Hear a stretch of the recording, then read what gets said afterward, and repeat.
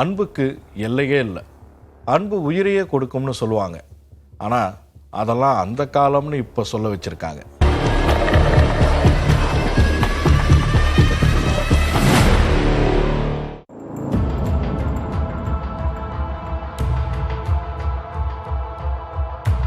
தெலங்கானா மாநிலம் ஹைதராபாத். அங்கே ஜூப்ளி ஹில்ஸ்னு ஒரு ஏரியா இருக்குது. ரொம்ப ரிச்சான ஏரியா. அங்கே இருக்கிற போலீஸ் ஸ்டேஷனுக்கு ஒரு கால் வந்தது. பொது இடத்துல கஞ்சா பயன்படுத்துகிறதா ஃபோனில் பேசினவங்க சொன்னாங்க. அவங்க சொன்ன ஏரியாவுக்கு உடனடியாக போனாங்க போலீஸ் டீம். அங்கே ஒரு பப்பில் பார்க் பண்ணியிருக்கிற காரில் தான் கஞ்சா இருக்கிறதா அடையாளம் சொல்லப்பட்டதால் குறிப்பிட்ட அந்த காரில் சோதனையிட்டாங்க. அதில் 40 கிராம் எடையுள்ள கஞ்சா இருந்தது. 1 கிராமாக இருந்தாலும் கஞ்சா பயன்படுத்துறது குற்றம். ஸோ அந்த காரோட ஓனரான ஸ்ரவன் ஒரு இளைஞரை பிடிச்சு ஸ்டேஷனுக்கு கொண்டு வந்தாங்க.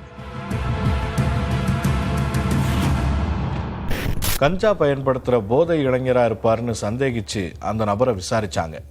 அவர் சொன்ன தகவல்களை கேட்டால் போலீஸோட சந்தேகம் பொய்யானதோட கதையே மாறிப்போச்சு.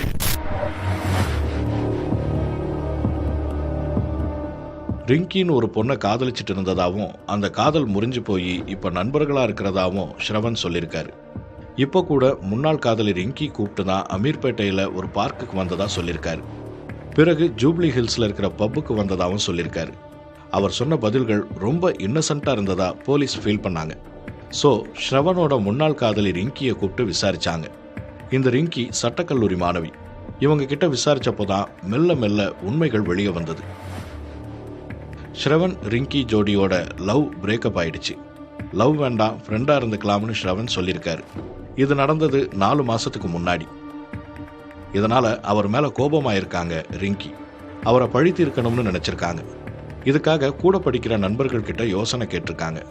அப்போ தீபக் மோகன், யஷ்வந்த் சாய்னு ஃப்ரெண்ட்ஸ் கொடுத்த ஐடியாவை தான் எக்ஸிக்யூட் பண்ணியிருக்காங்க ரிங்கி.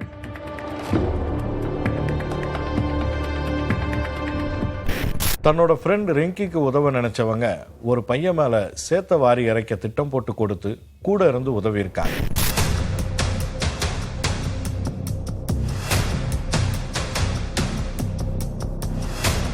ஒரு அவுட்டிங் போகலாம்னு ரிங்கி கூப்பிட்டதும் ஸ்ரவன் அமீர்பேட்டைக்கு போயிருக்காரு.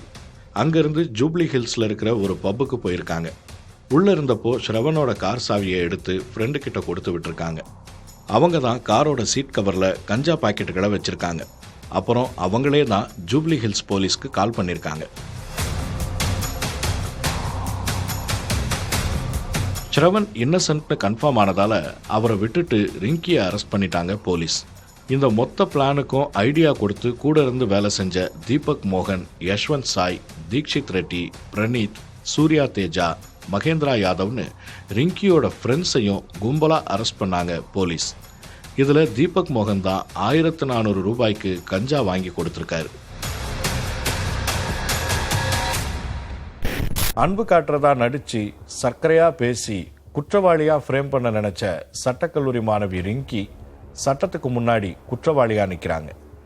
ரிங்கி தீய வழிக்கு போறதுக்கு உதவி செஞ்ச நண்பர்களும் குற்றவாளி ஆயிட்டாங்க.